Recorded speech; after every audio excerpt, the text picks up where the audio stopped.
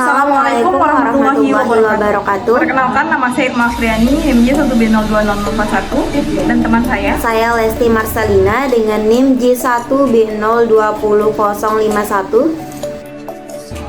Pada kesempatan kali ini kami akan mempresentasikan kembali bagaimana proses atau cara kerja dari mesin pembuat selai nanas. Pengolahan buah nanas terdiri dari beberapa proses, diantaranya proses pengelupasan buah nanas, yang kedua proses pencucian, yang ketiga proses penghancuran, dan yang keempat proses pencampuran dan pemanasan. Adapun komponen apa saja sih yang membentuk komponen apa saja yang menyusun dari mesin pengupas kulit nanas ini? Ada rak makan, pisau pengupas, komponen, tabung pengupas, dan siring silinder, yang dimana fungsi-fungsinya akan saya jelaskan kemudian. Yang pertama, mesin pengupas kulit nanas. Proses pengupasan buah nanas pada dasarnya membutuhkan waktu yang tidak singkat.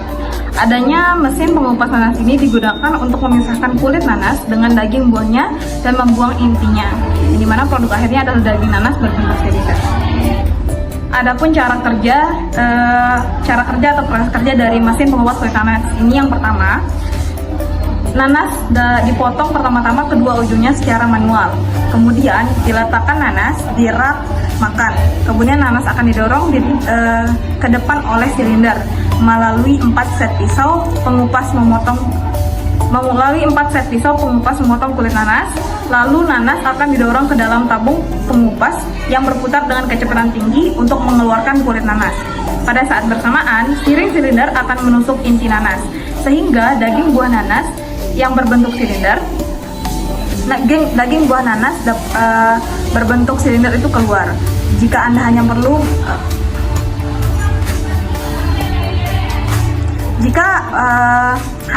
perlu mengupas tanpa menusuk inti, dapat melepas silinder inti tersebut. Baik. Adapun apa saja komponen penyusun dari mesin pencuci buah ini? Yang pertama ada tangki air, elevator, pompa bilas daur ulang, dan sistem penggerak. Mesin pencuci buah banyak digunakan dalam semua jenis pembersihan buah. Mesin pencuci buah dapat menghilangkan kotoran pada buah. Setiap produk buah diwarnai dengan kotoran seperti debu dan kotoran saat dipetik. Semprotan air dan kuas dapat menghilangkan kotoran secara efektif. Yang dimana struktur dan alur kerja mesin pencuci buah. Mesin pencuci buah terdiri dari tangki air, elevator, pompa bilas daur ulang, dan sistem penggerak.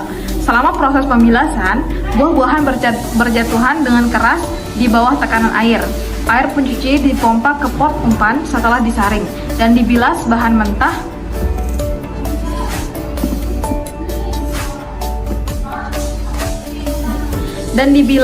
air pencuci dipompa ke pot umpan setelah disaring dan dibilas bahan mentah sekali lagi.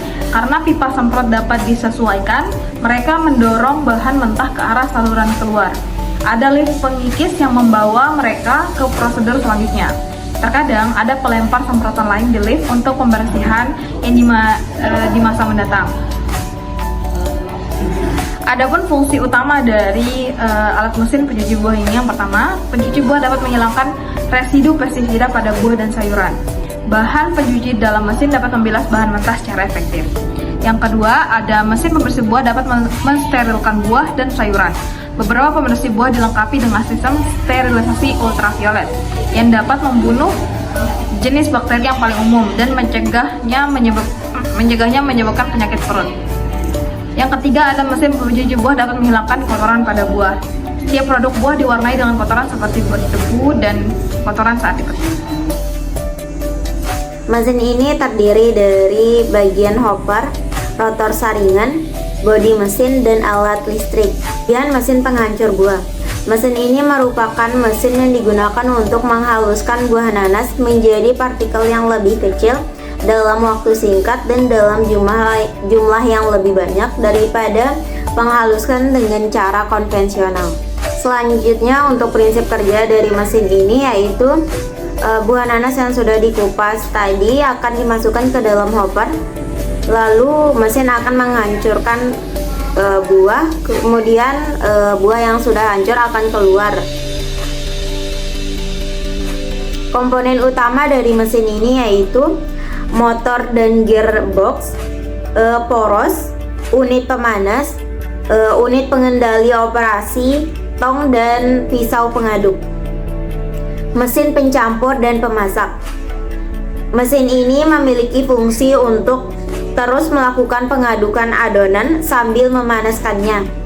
Dengan demikian, proses pengadukan adonan akan menjadi lebih cepat, tenaga yang dibutuhkan juga menjadi lebih sedikit.